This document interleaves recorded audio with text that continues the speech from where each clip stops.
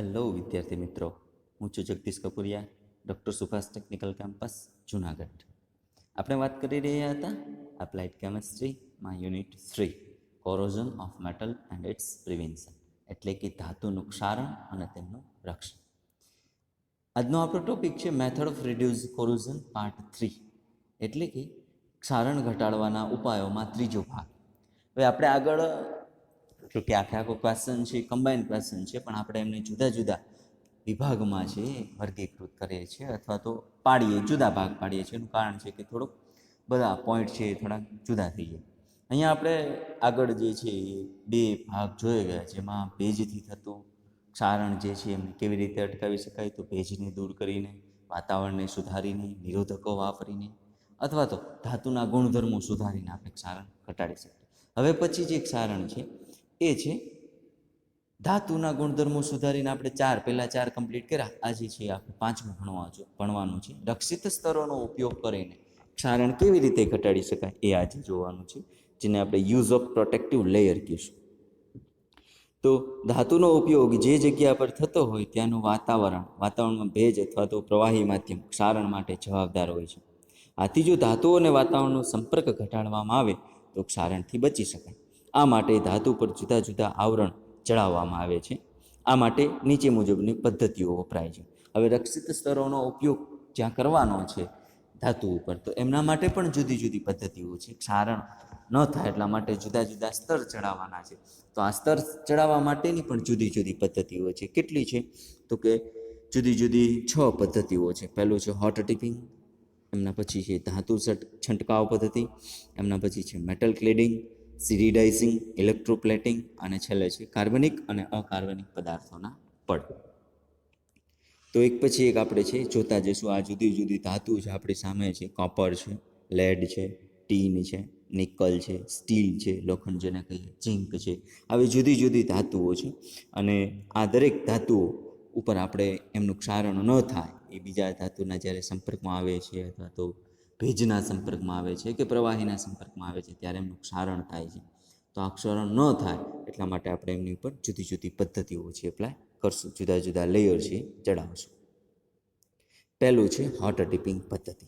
જે ધાતુનું ક્ષારણથી રક્ષણ કરવાનું હોય તેને આપણે બેઝ મેટલ કહીશું. જે ધાતુનું સ્તર ચડાવવું હોય તેને પિગલિત અવસ્થામાં લેવું. હવે બેઝ મેટલને આ ઓગાળેલી ધાતુમાં સંપૂર્ણપણે ઢકાય તે રીતે રક્ષિત સ્તર ચડાવવામાં આવે છે. અહીં એ ધ્યાન રાખવું જરૂરી છે કે બેઝ મેટલનું ગલનબિંદુ જે ધાતુનું સ્તર ચડાવવાનું છે તેમના કરતાં વધુ હોવું જોઈએ. તો આપણે આમાં આગળ છે જોતા જઈશું. હોટ ડિપિંગ પદ્ધતિ માટે બે પદ્ધતિ છે. આ માટે બે પદ્ધતિઓ જાણીતી છે. પહેલું છે ગેલ્વેનાઇઝિંગ અને બીજું છે ટીનિંગ. હવે હોટ ડિપિંગ પદ્ધતિમાં સીધી ગેલ્વેનાઇઝિંગ જ જોઈએ. ગેલ્વેનાઇઝિંગ એટલે લોખંડની સપાટી પર ઝીંકનું પાતળું સ્તર. અહીં લોખંડ એ બેઝ મેટલ છે. હવે જ્યારે આપણે use of protective metal for removing protecting of corrosion કરશું, ક્ષારણથી રક્ષણ કરવા માટે જ્યારે આપણે જુદા જુદા સ્તર ચડાવશું ત્યારે જે ધાતુ ઉપર આપણે સ્તર ચડાવવાનું છે, રક્ષણાત્મક સ્તર ચડાવવાનું છે, એ ધાતુને આપણે બેઝ મેટલ કહીશું. અહીંયા આપણે જોઈએ ગેલ્વેનાઇઝિંગમાં કે આપણે લોખંડની ધાતુ એટલે કે આયર્નની જે ધાતુ છે, આયર્ન ધાતુ છે જુદી જુદી છે, બરાબર. આપણે ધાતુના ગુણધર્મો સુધારીને જ્યારે ક્ષારણ ઘટાડી શકાય એમાં આપણે જોયું કે ધાતુના પ્યોર લોખંડ જે આપણે વાપરતા નથી, એમની મજબૂતાઈ છે એટલી બધી હોતી નથી અથવા તો એમાં સામાન્ય ક્ષારણ પણ જોવા મળે છે. તો આપણે કંઈક ધાતુના ગુણધર્મ એવા સુધારી અને આપણે જેવું જોઈએ છે એવું સ્ટીલ બનાવીએ છીએ. તો હવે આ જે સ્ટીલ છે એમની ઉપર જ્યારે ગેલ્વેનાઇઝિંગ કરીએ છીએ એટલે કે ઝીંકનું આવરણ ચડાવીએ છીએ તો જે લોખંડ છે એ બેઝ મેટલ છે. આપણા માટે જે બેઝ મેટલ છે એ લોખંડ છે અને જેમનું આવરણ ચડાવવાનું છે એ ઝીંક છે. તો જ્યારે લોખંડ ઉપર ઝીંકનું આવરણ ચડાવવાનું હોય તો એ પદ્ધતિ છે અથવા તો એ જે ધાતુ બને એ ગેલ્વેનાઇઝ્ડ લોખંડ બને. એટલે કે ગેલ્વેનાઇઝના પત્ર આપણે ઘણી બધી વખત નામ સાંભળેલું હશે, બરાબર. તો એ જે ધાતુ છે એ ગેલ્વેનાઇઝ્ડ મટીરિયલ છે એમ કહી શકીએ. તો લોખંડની જે વસ્તુ છે એમની ઉપર ઝીંકનું જે આવરણ છે, ઝીંકનું જે સ્તર ચડાવવાનું છે, તો એ પદ્ધતિને કહીશું ગેલ્વેનાઇઝિંગ પદ્ધતિ. અહીંયા ખાસ એ જોવાનું કે બેઝ મેટલ જે છે એમનું ગલન બિંદુ એ જે ધાતુનું સ્તર ચડાવવાનું છે એમના કરતાં વધુ હોવું જોઈએ. શું કામ? હોટ ડીપિંગ પદ્ધતિમાં પર્ટિક્યુલર ઝીંકને આપણે પીગાળેલી અવસ્થામાં રાખશું, અને જો બેઝ મેટલ લોખંડ છે એમનું ગલનબિંદુ પીગાળેલા ઝીંક કરતાં ઓછું હોય તો આપણે જ્યારે એમની ઉપર સ્તર ચડાવશું ત્યારે એમની સાથે પીગળી જશે. એટલા માટે ખાસ એ જોવાનું છે કે બેઝ મેટલ હોટ ડીપિંગ પદ્ધતિમાં બેઝ મેટલ જે પણ છે એમનું ગલનબિંદુ જે ધાતુનું સ્તર ચડાવવાનું છે એમના કરતાં વધારે હોવું જોઈએ. અહીંયા લોખંડનું ગલનબિંદુ 1538 ડિગ્રી સેલ્સિયસ છે, જ્યારે ઝીંકનું ગલનબિંદુ 419 ડિગ્રી સેલ્સિયસ છે. જોયું મિત્રો, અહીંયા બેઝ મેટલ લોખંડ છે તો એમનું ગલનબિંદુ વધારે છે, જ્યારે ઝીંકનું ગલનબિંદુ ઓછું છે. હવે આ પદ્ધતિ કેવી રીતે અપ્લાય થશે એ જોઈએ. તો ગેલ્વેનાઇઝિંગ પદ્ધતિ, લોખંડના પતરાને મંદ સલ્ફ્યુરિક એસિડ વડે સાફ કરવાની. આ પતરાને પીગળેલા ઝીંકમાં ડુબાડવામાં આવે છે અને બંને બાજુ એક સરખું પડ ચડે તે માટે તેને બે રોલર વચ્ચેથી પસાર કરવામાં આવે છે. આ પદ્ધતિનો ઉપયોગ બોલ્ટ, નટ, ખીલ્લા, ખીલીઓ, પતરા, પાઇપો વગેરે લોખંડની ચીજ વસ્તુઓને ગેલ્વેનાઇઝ કરવા માટે થાય છે. જોયું, અહીંયા આપણે એમનો ફ્લો ચાર્ટ ડાયાગ્રામ છે એ જોશું. તો અહીંયા એક બાજુ આપણી જે ધાતુ છે સ્ટીલ શીટ છે એ સાફ થશે, બીજી બાજુ પ્રોપર વોશિંગ થશે, એમના પછી એમને હોટ એરથી ડ્રાય કરશે, ડ્રાઇંગ ચેમ્બરમાં લઈ જાય. ત્યાર પછી એમને પીગાળેલા ઝીંકમાં, એ પીગાળેલું ઝીંકનું તાપમાન શું છે તો 425 થી 430 ડિગ્રી સેલ્સિયસ સુધી એમને આપણે પીગાળીએ છીએ. એ પીગાળેલા ઝીંકનું જે બાથ છે એમની અંદર પસાર કરશું. પછી એમની ઉપર એક્સેસ જે વધારાનું આપણે જેટલું સ્તરની જાડાઈ ચડાવવાની છે એનાથી વધારાની જાડાઈ હોય એક્સેસ ઝીંક છે એ રિમૂવ થઈ જશે. એમના પછી એમને એનિલિંગ કરશે. એનિયલિંગ એટલે એક પ્રોપર શેપ આપશે કે આટલી જ જાડાઈ જોઈએ છે. એનિયલિંગ થઈ જશે પછી આપણે ગેલ્વેનાઇઝ શીટ છે તૈયાર થઈ જશે. તો આ એમનો ફ્લો ચાર્ટ ડાયાગ્રામ છે. આ પણ એક પદ્ધતિ છે, આ પણ ફ્લો ચાર્ટ ડાયાગ્રામ છે ગેલ્વેનાઇઝિંગ પદ્ધતિનું. જોઈ શકીએ અહીંયા એક બાજુથી શીટ આવે છે, પીગાળેલા ઝીંકમાં ડૂબી જાય છે અને બીજી બાજુથી નીકળી જાય છે. બીજી આકૃતિ જે છે ઇલેક્ટ્રોલાઇટિક લાઇન છે, પેલું છે હોટ ડીપ લાઇન છે. તો બંનેમાં સેમ પ્રોસેસ જોવા મળે છે. ગેલ્વેનાઇઝિંગના ફાયદા અને ગેરફાયદા. આ પદ્ધતિ આપણે વાપરીએ છીએ તો એમના કંઈક ફાયદા હશે, અને ફાયદા હશે તો સામે છેડે ગેરફાયદા પણ હશે. ગેલ્વેનાઇઝ કરેલા પતરામાં રક્ષિત સ્તરમાં ભંગાણ પડે તો પણ લોખંડનું ક્ષારણ જલ્દી થતું નથી, કારણ કે રાસાયણિક શ્રેણીમાં તેનું સ્થાન કેથોડિક છે. લોખંડ અને ઝીંક બંને જ્યારે ભેગી થશે, એક ધાતુ કોઈ એક પર્ટિક્યુલર જગ્યાએ રહેશે તો એ ગેલ્વેનિક સિરીઝ તૈયાર કરશે. ગેલ્વેનિક સિરીઝ પ્રમાણે ઝીંકનું સ્થાન છે લોખંડ કરતાં ઉપર છે. એટલે જ્યારે કોઈ પણ એવો પદાર્થ આવે, જ્યારે એવું વાતાવરણ આવે અને ધાતુનું ક્ષારણ થાય તો હંમેશા આપણે જે આવરણ ચડાવ્યું છે એ આવરણનું ક્ષારણ થશે. આપણા લોખંડને કોઈ પણ પ્રકારની અસર જોવા મળશે નહીં. ગેરફાયદા છે કે ગેલ્વેનાઇઝ કરેલા પીપમાં સૂકું અનાજ ભરી શકાય છે, પરંતુ એસિડિક પ્રકૃતિ ધરાવતા ખોરાક કે તેલથી મોયેલા અનાજ ભરી શકાતા નથી, કારણ કે ઝીંક તરત જ આવા પદાર્થો સાથે રાસાયણિક પ્રક્રિયા કરી ઝેરી પદાર્થ બનાવે છે. એટલે ગેલ્વેનાઇઝ કરેલા પતરાઓનો ઉપયોગ આપણે ડબ્બાઓ બનાવવા માટે, ખોરાક વસ્તુઓને સાચવવા માટે કરી શકતા નથી, કારણ કે અથવા તો મોયેલા અનાજો એટલે એવા અનાજો કે જેની ઉપર તેલનું આવરણ ચડાવેલું હોય. મિત્રો આ ખાસ જોજો. તો એ મોયેલા અનાજોમાં પણ તેલી પ્રકૃતિ ધરાવતા પદાર્થો હોય છે. આથી આવા પદાર્થો જ્યારે આ ડબ્બામાં ભરશો તો એ ઝીંક સાથે તેલી પ્રકૃતિ ધરાવતા પદાર્થો રાસાયણિક પ્રક્રિયા કરી અને ઝેરી પદાર્થ ઉત્પન્ન કરશે. એટલા માટે આવા પદાર્થો આપણે અહીંયા ભરી શકતા નથી. આમના પછી હોટ ડીપિંગ પદ્ધતિ છે. પર્ટિક્યુલર સ્ટીલ છે, જોઈ શકીએ આપણે સાદું સ્ટીલ છે, મેલ્ટ ઝીંકમાં ડ્રાય કરશે, ડુબાડશે, ડીપ કરશે, પછી સામે ગેલ્વેનાઇઝ સ્ટીલ જે છે એનો આપણે કલર જોઈ શકીએ. એમના પછી ટીનિંગ પદ્ધતિ છે. હોટ ડીપિંગમાં બીજી પદ્ધતિ છે ટીનિંગ. ટીનિંગ એટલે લોખંડની સપાટી પર ટીનનું પાતળું સ્તર. અહીં લોખંડ એ બેઝ મેટલ છે. લોખંડનું ગલનબિંદુ 1538 ડિગ્રી સેલ્સિયસ અને ટીનનું ગલનબિંદુ 232 ડિગ્રી સેલ્સિયસ. એટલે અહીંયા ફરી પાછું એ જ જોવાનું છે કે ગેલ્વેનાઇઝ એટલે તો કે લોખંડ ઉપર ઝીંકનું આવરણ, ટીન એટલે લોખંડ ઉપર ટીનનું આવરણ. તો આપણે હવે ગેલ્વેનાઇઝ પદ્ધતિનો એક ગેરફાયદો હતો કે તેલી પ્રકૃતિ ધરાવતા પદાર્થો આપણે ભરી શકતા નથી. તો એમના માટે શું કરવું તો કે લોખંડ ઉપર ટીનનું આવરણ ચડાવે. તો એમને આપણે ટીનના ડબ્બા કહીએ છીએ. જે તેલ ભરવાના ડબ્બા જે છે એ હંમેશા ટીનિંગ થયેલા પતરાઓ હશે. પદ્ધતિ તો ફરી પાછી એ જ છે. લોખંડના પતરાને મંદ સલ્ફ્યુરિક એસિડ વડે સાફ કરવું. આ પતરાને પીગાળેલા ટીનમાં ડુબાડવામાં આવે છે અને બંને બાજુ એક સરખું પડ ચડે તે માટે તેને બે રોલર વચ્ચેથી પસાર કરવામાં આવે છે. આ પદ્ધતિનો ઉપયોગ ઘી, તેલ જેવા પ્રવાહી પદાર્થો ભરવાના ડબ્બાના પતરાને ટીનિંગ કરવા માટે થાય છે. ફરી પાછી એ જ પદ્ધતિ છે કે સાફ થઈ જાય છે, પછી હોટ ટીનમાં છે ડૂબશે, પછી એમનું એનેલિંગ થઈ અને બહાર નીકળી જશે. મેલ્ટિંગ ટીન છે એક બાજુથી સાફ થઈ અને પતરું આવે છે, રોલર ઉપરથી પસાર થાય છે. ફરી પાછું રોલર ઉપરથી પસાર થઈ સારી પડ ચડી જાય પછી એસિડિક પીકિંગ બાથમાં એ વોશ થઈ અને ફરી પાછું ટીનનું ડબ્બું આપણને મળી જશે. અહીંયા ખાસ ફાયદા અને ગેરફાયદામાં જોવાનું છે. તો અહીંયા એક મિસ્ટેક છે. ફાયદા જે છે એ ગેરફાયદા છે અને ગેરફાયદા છે એ ફાયદા છે. ટીનિંગ કરેલા પતરામાં રક્ષિત સ્તરમાં ભંગાણ પડે તો પણ લોખંડનું ક્ષારણ જલ્દી થાય છે, કારણ કે રાસાયણિક શ્રેણીમાં તેનું સ્થાન એનોડિક છે. એ એના ગેરફાયદા છે. આપણે ગેલ્વેનાઇઝિંગ કરેલું જે પતરું હતું એમાં ઝીંકનું સ્થાન ગેલ્વેનિક સિરીઝમાં ઉપર હોવાથી ઝીંકનું ક્ષારણ થતું હતું, જ્યારે ટીનમાં ફેરસ કરતાં ટીનનું સ્થાન ગેલ્વેનિક સિરીઝમાં નીચું છે, એટલે જ્યારે ક્ષારણ થશે ત્યારે પહેલાં હંમેશા લોખંડનું થશે, ટીનને કંઈ થશે નહીં. તો આપણો ડબ્બો છે કટાઈ જશે. એટલે સામાન્ય રીતે જે તેલના ડબ્બા હશે એ જલ્દીથી કટાઈ જશે, કારણ કે ગેલ્વેનિક સિરીઝમાં ટીનનું સ્થાન છે નીચેની તરફ છે. તો એક ફાયદો પણ છે. અહીંયા જે ગેરફાયદો છે આપણા માટે ફાયદો છે. ફાયદો એ છે કે ટીનિંગ કરેલા પીપમાં સૂકું અનાજ ભરી શકાય છે અને એસિડિક પ્રકૃતિ ધરાવતા ખોરાક કે તેલથી મોયેલા અનાજ પણ ભરી શકાય છે, કારણ કે ટીન આવા કોઈ પણ પદાર્થો સાથે રાસાયણિક પ્રક્રિયા કરતો નથી. એ આપણા માટે ફાયદો છે કે કોઈ પણ પ્રકારની રાસાયણિક પ્રક્રિયા થતી નથી, એટલા માટે આપણે એમની અંદર ટીનિંગની અંદર મોયેલા અનાજો, તેલ પ્રકૃતિ ધરાવતા પદાર્થો ભરી શકીએ છીએ. એમના પછી છે ધાતુ છંટકાવ પદ્ધતિ. ધાતુ છંટકાવ પદ્ધતિ એટલે કે metal spraying method. Base metal ઉપર પીગાળેલ ધાતુનો છંટકાવ કરીને રક્ષિત પડ ચડાવવામાં આવે છે. આ પદ્ધતિ માટે એક વિશિષ્ટ પ્રકારની ગન વાપરવામાં આવે છે કે જે ગનમાં ઓક્સિહાઇડ્રોજન જ્યોત થતી હોય તો જ આપણી ધાતુ છે એમની અંદર પીગળશે. હવે જે ધાતુનું આવરણ બેઝ મેટલ ઉપર ચડાવવાનું છે તેમના વાયર આ ગનમાં ભરીને તેનો છંટકાવ બેઝ મેટલ ઉપર કરવામાં આવે છે.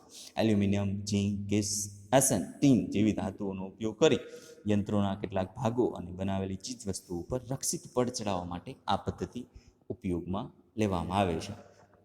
એટલે એલ્યુમિનિયમ, ઝીંક અને ટીન જેવી ધાતુનું પડ જો કોઈ ધાતુ ઉપર ચડાવવું હોય તો એમના માટે ઓક્સિહાઇડ્રોજન જ્યોતવાળી એક ગન લેવામાં આવે અને એમને જે ધાતુ ઉપર પડ ચડાવવાનો એમની ઉપર છંટકાવ કરશો તો યોગ્ય રીતે એમનું આવરણ ચડી જશે. આ એક ગન છે ધાતુ છંટકાવ પદ્ધતિ માટે વપરાતી. ઓક્સિહાઇડ્રોજન ફ્લેમ છે, અંદર જે આપણે જે ધાતુનું પડ ચડાવવાનું છે એમને ભરી દેશું, પછી સ્પ્રે કરશું એટલે જે ધાતુ ઉપર આપણે આવરણ ચડાવવાનું છે એ ધાતુ પર આપણું ધાતુનું આવરણ ચડી જશે. જુદી જુદી મિકેનિઝમવાળી ઓક્સિહાઇડ્રોજન ફ્લેમવાળી એક ગન છે. કમ્બશન ગેસ છે, એર છે, કમ્પ્રેસ્ડ એર છે, combustion gas, wire, air cap એક સાઈડ છે, સામેની બાજુ સબ્જેક્ટ ઉપર મેટલ છે કોટિંગ થઈ જાય છે. અહીંયા ખાસ એ જોવાનું છે કે દરેક સંપૂર્ણ ધાતુ ઉપર એક સરખું આવરણ ચડે. અહીંયા પણ જોઈ શકીએ ગન છે જે પહેલી બાજુથી લેયર છે ચડાવતી આવે છે આ બાજુની ધાતુ ઉપર. એમના પછી છે પદ્ધતિ જે છે એ છે મેટલ ક્લેડિંગ. જે ધાતુનું રક્ષિત પડ ચડાવવાનું હોય તેમના બે પડ વચ્ચે બેઝ મેટલ રાખવામાં આવે છે. અહીં રક્ષિત પડની પસંદગીનો આધાર બેઝ મેટલ કયા વાતાવરણમાં ઉપયોગ કરવાની છે તેમના પર રહેલો છે, અને જે ધાતુ બેઝ મેટલને કેથોડિક હોય તેવી લેવામાં આવી છે. એટલે મેટલ ક્લેડિંગ એટલે સામાન્ય ભાષામાં વાત કરીએ તો લેમિનેશન. જ્યારે આપણે કોઈ પણ સર્ટિફિકેટ કાગળિયાને લેમિનેશન કરીએ છીએ તો કાગળને વચ્ચે રાખી દઈએ છીએ અને બંને બાજુ પ્લાસ્ટિકની સીટ રાખીએ છીએ. અહીંયા જે ધાતુનું રક્ષણ કરવાનું છે બેઝ મેટલને વચ્ચે રાખવાની છે અને જે ધાતુનું આવરણ ચડાવવાનું છે એ બંને બાજુ રાખવાની છે. પેલું પ્લાસ્ટિકનું લેમિનેશન છે, આ છે ધાતુનું લેમિનેશન, એટલે છે મેટલ ક્લેડિંગ. પણ અહીંયા એ ખાસ જોવાનું છે કે તે ધાતુ બેઝ મેટલને કેથોડિક હોય તેવી, જે ધાતુનું રક્ષિત પડ ચડાવવાનું છે એ ધાતુ બેઝ મેટલને કેથોડિક હોય એવી લેવાની છે, એટલે ધાતુનું ક્ષારણ ઓછું થાય. હવે આ ધાતુના ત્રણેય પડને ઊંચા તાપમાને ભારે બે રોલર વચ્ચેથી પસાર કરવામાં આવે છે. આમ બેઝ મેટલ ઉપર બંને બાજુ ધાતુનું રક્ષિત પડ સખત રીતે આવી જાય છે, એટલે એક પ્રકારનું લેમિનેશન થઈ જાય છે. તો આનો ઉપયોગ ક્યાં થાય છે? આવી ધાતુ છે એમનો ઉપયોગ ક્યાં થાય છે? તો કે ઇન્ડસ્ટ્રીઝમાં એલ્યુમિનિયમ ડ્યુરામિલનો ઉપયોગ એરોપ્લેનના ભાગો બનાવવા માટે થાય છે અને નિકલ ક્લેડિંગ પણ થાય છે. આવી રીતે આપણે ક્લેડિંગ છે કરી શકીએ છીએ. બંને બાજુ વચ્ચે બેઝ મેટલ, બંને બાજુ જે ધાતુનું આવરણ ચડાવવાનું છે ધાતુ લઈ લેવાની અને રોલ્સની વચ્ચે પસાર કરશું એટલે પ્રોપર છે એની ઉપર લેયર ચડી જશે. જોયું અહીંયા જુદી રીતે મેથડ અપ્લાય થઈ છે. અહીંયા જુદી જુદી ક્લેડ થયેલી મેટલ હોય છે. Clad metal 2 ply, 3 ply, 5 ply, જુદી જુદી જેવી જરૂરિયાત છે, જેવી રિક્વાયરમેન્ટ છે એ પ્રમાણે જુદી જુદી ધાતુ મેટલ ક્લેડિંગ કરી અને બનાવવામાં આવે છે. ડ્યુરામિલ એપ્લિકેશન મોટર કાર, બાઇકના ઘણા બધા ભાગો બનાવવા માટે થાય છે. જેટ એન્જિનના એમ્પલ્સ બનાવવા માટે થાય છે. બાહ્ય સપાટીના ભાગો બનાવવા માટે જુદા જુદા મટીરિયલ છે એ મેટલ ક્લેડિંગ થ્રુ આપણે પ્રિપેર કરીએ છીએ. એમના પછી છે સિરેડાઇઝિંગ. ઝીંકના બારીક ભૂક્કાને એક બંધ વાસણમાં ભરી 350 થી 450 ડિગ્રી સેલ્સિયસ તાપમાને ગરમ કરી લોખંડની નાની વસ્તુ પર તર ચડાવવાની પ્રક્રિયાને સિરેડાઇઝિંગ કહે છે. આ પદ્ધતિમાં ઝીંક પીગળીને લોખંડની સપાટી પર મિશ્ર ધાતુ બનાવી એક સરખું રક્ષિત પડ બનાવે છે. તો આ પદ્ધતિનો ઉપયોગ ક્યાં થાય છે? આ પદ્ધતિની મદદથી લોખંડની નાની ચીજ વસ્તુઓ જેવી કે બોલ્ટ, નટ, ખીલીઓ, ખીલાઓ, સ્ક્રૂ વગેરે પર રક્ષિત સ્તરનું પડ ચડાવી શકાય છે. આવા જે નાના નાના ભાગો છે કે જેમનું વોટર ડિપિંગ ન થઈ શકતું હોય, મેટલ સ્પ્રેઇંગ ન થઈ શકતું હોય, મેટલ ક્લેડિંગ ન થઈ શકતું હોય, એવી નાની વસ્તુઓ ઉપર આપણે સિરેડાઇઝિંગ પદ્ધતિ છે એપ્લાય કરશું. તો અહીંયા પીગાળેલી જે લોખંડ છે, લોખંડના ભૂકાને લઈ લેવાનો છે, એમની અંદર આ બધી વસ્તુઓ નાખી દેવાની છે જેમની પર પડ ચડાવવાનું છે એમને. પછી એ ડબ્બાને 350 થી 450 ડિગ્રી સેલ્સિયસ સુધી ગરમ કરવાનો છે, કારણ કે ઝીંકનું જે ગલન બિંદુ છે 419 ડિગ્રી સેલ્સિયસ છે, એટલા માટે એ પીગળી અને આ ધાતુ ઉપર એમનું આવરણ ચડી જશે. એમના પછી છે ઇલેક્ટ્રોપ્લેટિંગ પદ્ધતિ. અહીં બેઝ મેટલને કેથોડ અને જે ધાતુનું રક્ષિત પડ ચડાવવાનું હોય તેને એનોડ તરીકે લઈને તેને વિદ્યુત વિભાજિત દ્રાવણમાં રાખી વિદ્યુત કોષની રચના કરવામાં આવે છે. એટલે એક ગેલ્વેનિક સિરીઝ જેવી રચના કરવામાં આવે છે. તો જે ધાતુનું આવરણ ચડાવવાનું છે એમને આપણે એનોડ લેશું અને જેમની ઉપર આવરણ ચડાવવાનું છે એટલે આપણી બેઝ મેટલ, એ બેઝ મેટલને આપણે કેથોડ લેશું. પછી વિદ્યુત વિભાજિત દ્રાવણમાં મૂકી દઈશું એટલે ઓટોમેટિક રાસાયણિક પ્રક્રિયા થઈ અને સક્રિય ધાતુનું આવરણ આપણી બેઝ મેટલ કેથોડ ઉપર ચડી જશે. આ વિદ્યુત કોષની યોગ્ય રચના પછી તેમાં વિદ્યુત પ્રવાહ પસાર કરીને ઇલેક્ટ્રોપ્લેટિંગ કરી શકાય છે. લોખંડની ચીજવસ્તુ, તો આ પદ્ધતિનો ઉપયોગ ક્યાં થાય છે? તો કે લોખંડની ચીજવસ્તુઓ ઉપર ઝીંક, નિકલ, ક્રોમિયમ અને તાંબાનું ઇલેક્ટ્રોપ્લેટિંગ કરી રક્ષિત સ્તરનું પડ ચડાવી શકાય છે. અહીંયા જોઈ શકીએ કોપરની પ્લેટ છે એ અને આયોનનો ઓબ્જેક્ટ છે. તો કોપરની પ્લેટને એનોડ તરીકે લેશું અને જે આપણી ધાતુ બેઝ મેટલ છે, અહીંયા આપણે આયોન ઓબ્જેક્ટમાં પર્ટિક્યુલર ટી સ્પૂન છે રાખેલી છે, ટેબલ સ્પૂન છે રાખેલી છે. તો કોપરનું આવરણ ચડાવવાનું, તો કોપરને કેથોડ એનોડ લેશું અને આપણી ચમચીને કેથોડ લેશું. તો ધીમે ધીમે રાસાયણિક પ્રક્રિયા થઈ CuSO4નું દ્રાવણ લેશું, રાસાયણિક પ્રક્રિયા થઈ અને કોપરનું આવરણ આપણી ચમચી ઉપર ચડી જશે.